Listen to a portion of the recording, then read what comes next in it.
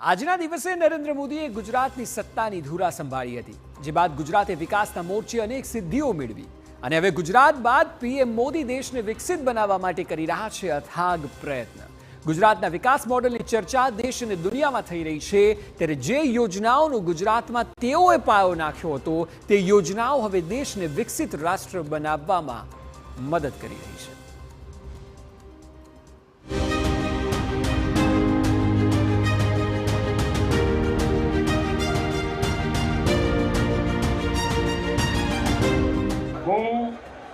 नरेंद्र दामोदरदास मोदी ईश्वरना नामे सौगंध लઉં છું।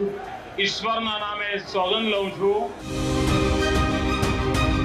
આ દિવસ હતો જ્યારે નરેન્દ્ર મોદીએ ગુજરાતની કમાન સંભાળી હતી અને મોદી બની ગયા હતા ગુજરાતના 14મા મુખ્યપ્રધાન।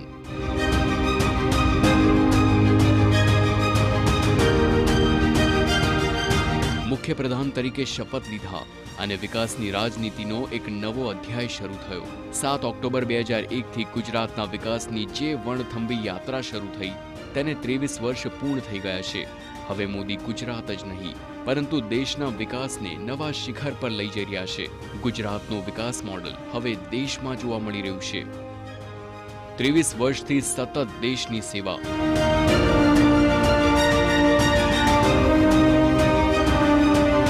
23 વર્ષથી સતત દેશનો વિકાસ,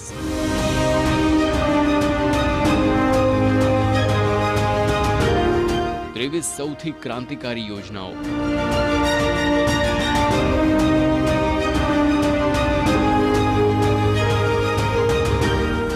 સતત 13 વર્ષ ગુજરાતના મુખ્યપ્રધાન અને પછી સતત 10 વર્ષથી દેશનું સુકાન સંભાળતા નરેન્દ્ર મોદીએ ગુજરાતનું શાસન જ્યારે સંભાળ્યું ત્યારે સ્થિતિ સારી ન હતી। ભૂકંપની પીડાથી ગુજરાત કણસી રહ્યું હતું। આવી કપરી સ્થિતિમાંથી નરેન્દ્ર મોદીએ ગુજરાતને બહાર કાઢ્યું અને વિકાસના નવા પંથે મૂકી દીધું। એક બાદ એક અનેક યોજનાઓથી ગુજરાતે વિકાસની એવી હરણફાળ ભરી જે હજુ પણ યથાવત છે। કેટલાક આંકડાઓ આપને બતાવીએ, જે બાદ આપને ખબર પડશે કે 2001માં ગુજરાતના વિકાસનો જે મજબૂત પાયો નરેન્દ્ર મોદીએ મૂક્યો હતો તે હવે કેવી રીતે એક મજબૂત વિકાસની મોટી ઇમારત બની ગઈ છે। વર્ષ 2001-02માં જીડીપી 1.23 લાખ કરોડ હતી। વર્ષ 2022-23માં જીડીપી 22.3 લાખ કરોડ છે। માથાદીઠ આવક 2001-02માં 19,713 હતી। હવે વર્ષ 2022-23માં 2.73 લાખ છે। બજેટની વાત કરીએ તો 2001-02માં 36,000 કરોડ હતું અને 2024-25માં 3.3 લાખ કરોડ છે। આ આંકડાઓ જ બતાવે છે કે વિકાસના મોરચે છેલ્લા 2 દશકમાં ગુજરાતે કેટલી મોટી છલાંગ લગાવી છે। ત્યારે 23 વર્ષના સેવાના સત્કારને રાજ્ય સરકાર પણ અવનવી રીતે મનાવશે।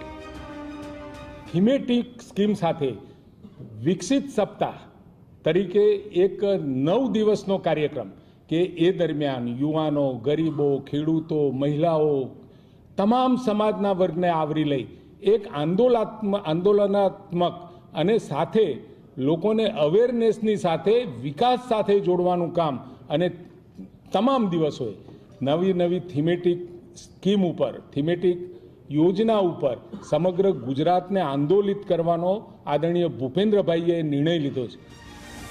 નરેન્દ્ર મોદીએ પહેલા ગુજરાતને દેશમાં વિકાસનું સૌથી સફળ મોડલ બનાવ્યું અને હવે દેશને વિકસિત રાષ્ટ્ર બનાવવાના સંકલ્પ સાથે વડાપ્રધાન નરેન્દ્ર મોદી કામગીરી કરી રહ્યા છે। ગુજરાતની સફળ યોજનાઓનો દેશમાં અમલ થઈ રહ્યો છે। ગુજરાતે જે કામ કર્યા એ કામ એ પ્રધાનમંત્રી મોદી સાહેબ ભારતના પ્રધાનમંત્રી બન્યા એ પછી અનેકવિધ વિષયો કે જે ગુજરાતમાં ઇનિશિયેટિવ એમને લીધા હતા, જેવું કે વાઇબ્રન્ટ ગુજરાત 2003માં એમને શરૂઆત કરી। રોકાણકારો અહીંયા આવે, રોજગારી પેદા થાય, રાજસ્વ પેદા થાય। આજે એ મોડલ આખા દેશમાં ખૂબ પ્રચલિત પણ થયું છે। હવે આપણે એવી કેટલીક યોજનાઓ બતાવીએ જેની શરૂઆત ગુજરાતની ધરાતી થઈ અને હવે દેશમાં પણ તેનું અમલીકરણ થઈ રહ્યું છે।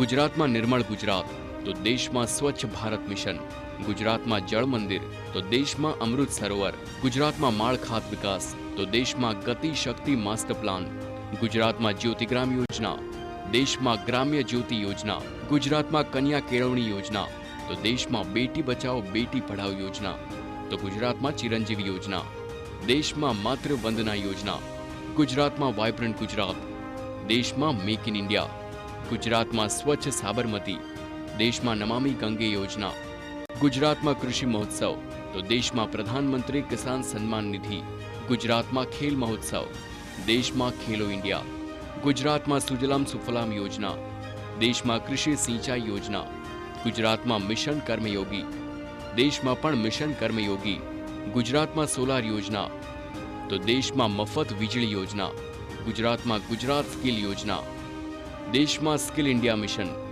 ગુજરાતમાં વિદ્યાર્થીઓ સાથે ચર્ચા, દેશમાં પરીક્ષા પે ચર્ચા, ગુજરાતમાં મુખ્યમંત્રી ગૃહ યોજના, દેશમાં પીએમ આવાસ યોજના, ગુજરાતમાં સ્વજળ ધારા, દેશમાં હર ઘર જલ, ગુજરાતમાં મુખ્યમંત્રી અમૃતમ યોજના, દેશમાં પ્રધાનમંત્રી જન આરોગ્ય યોજના, ગુજરાતમાં સ્વાગત યોજના, તો દેશમાં પ્રગતિ યોજના.